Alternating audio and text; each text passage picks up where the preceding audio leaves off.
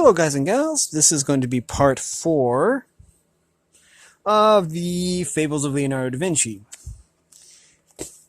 And I'm coming off of just recording the first part of Wings of Silver. So, which is a really nice book. I'm really glad I'm doing that series. And so yeah, we are going to, first of all, as always, we want to give credit where credit is due. Fables of Leonardo da Vinci are interpreted and transcribed by Bruno Nardini. And the introduction, which we didn't read, was by Margaret Meek. And it's illustrated by Adriana Saviosi Mazza. And I'm sorry if I butchered those names. I don't know Italian. And I forget exactly where we were, but I'm sure that I can find it pretty fast. Okay, I remember the lioness, the peach tree. Let's see, the swan. Yeah, I think the swan is where we stopped. The oyster and the crab. I think that's what we were on. Okay, now, as always, we are going to focus on the image over here so I can actually read this. Now, this is called The Oyster and the Crab, and it says it's from the legend Ostriga Pel Tradimento H14V, and I have no idea what that means. It probably says in the back what those abbreviations mean, but that's if you want the source of this.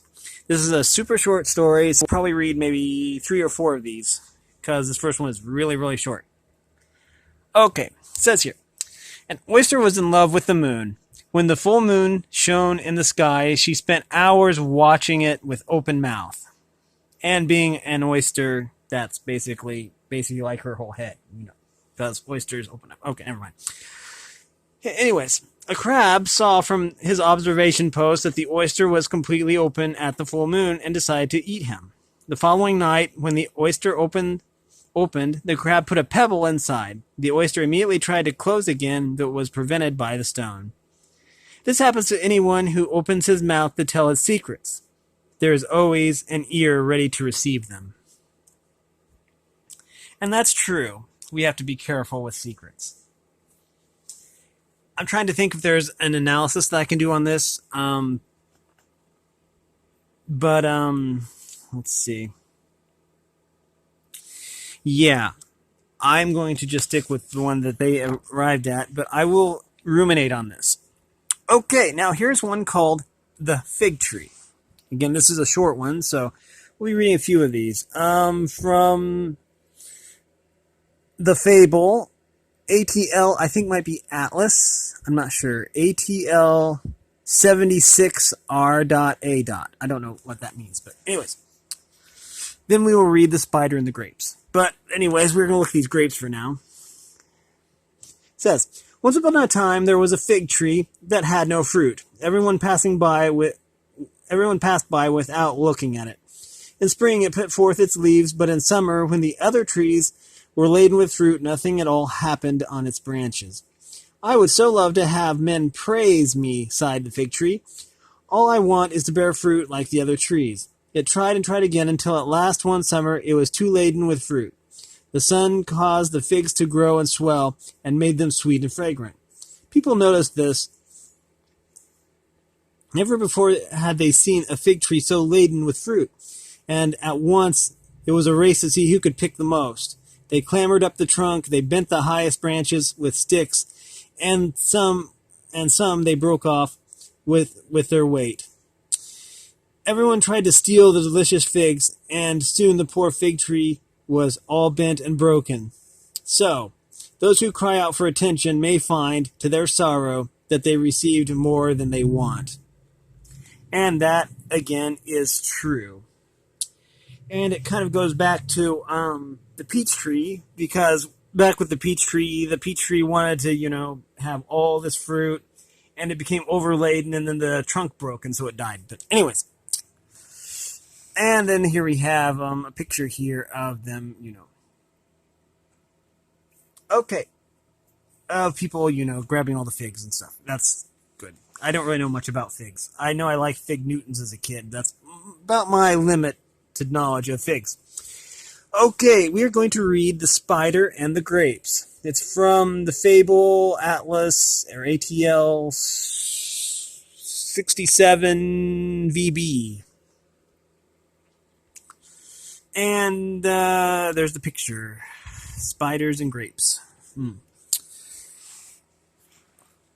going to put it on this because for the other story we had it on the grapes. So anyways. A spider watched the movements of the insects day after day and observed that the flies swarmed particularly round a bunch of large, very sweet grapes.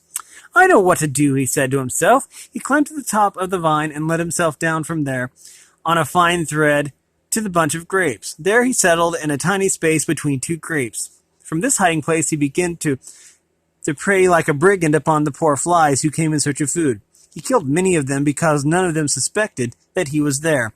But soon it was harvest time. The farmer came to the field, picked the bunch of grapes and threw it into a vat where it was at once crushed together with the other bunches.